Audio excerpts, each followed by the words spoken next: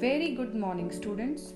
Today we are going to start with a new chapter of physics, that is electricity. We now begin to study one of the most important branches of physics which has greatly influenced our way of life.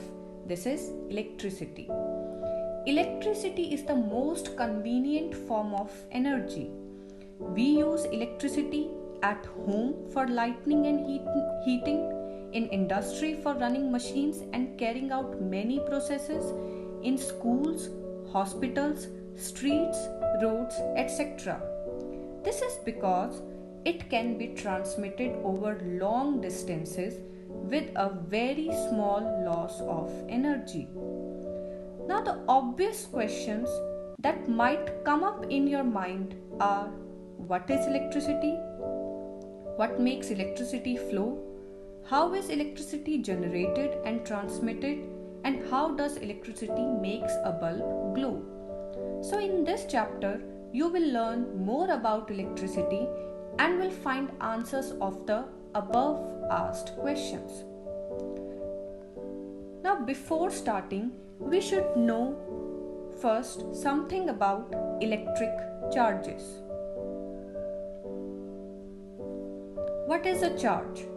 Charge is the inherent property, or you can say inbuilt property of matter that feels force of attraction or repulsion due to excess or deficiency of electrons. Or you can say charge is the quantity of unbalanced positive or negative ions in or on an object that makes it possible for an object to either apply force or respond to the electrical force. It is basically of two types: positive charge, which is also called protons, and negative charge, which is also called electrons. Its SI unit is coulomb, which is denoted by capital letter C, and charge on one electron or proton is given by 1.6 into 10 raised to the power minus 19 coulomb. So the value of one charge on one electron or proton is equal to 1.6 into 10 ki power minus 19 coulomb. It is detected and measured using a device called electroscope.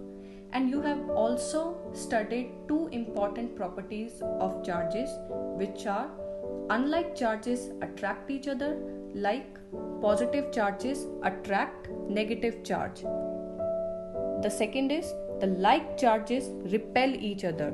That is, positive charge repels a positive charge and a negative charge repels a negative charge. Now, method of charging. This all you have done at some point of your life, that when you bring a plastic comb near the tiny pieces of paper, you see no effect on these bits of paper.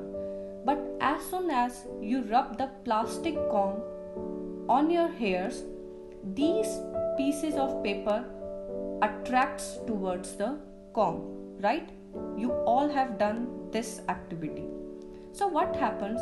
Initially, comb was electrically neutral, so we see no effect on the bits of paper. After rubbing, it gets electrically charged, and this electrically charged comb applies an electric force on the tiny pieces of paper and attracts them. And this kind of charging is called conduction. So, when an uncharged body is brought into contact with a charged body, then the charge or electrons are transferred from the charged body to the uncharged body. This charges the uncharged body. So this is one of the method of charging, that is by conduction. Now let us talk about conductors and insulators. With both the terms, you are familiar with both the terms because you have studied about them in your earlier classes.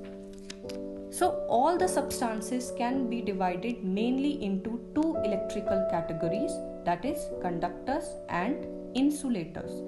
Conductors are the material that allows electric current to pass through it. For example, copper, aluminium, steel.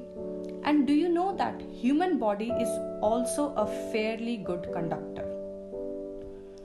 Insulators are the substances that does not allow electric current to pass through it, like plastics, rubbers, glass, etc. So this was the introduction of the chapter and some important terms that you should know before studying electricity. I hope you all have understood this. So tomorrow we are going to start with the next topic of our chapter. Thank you.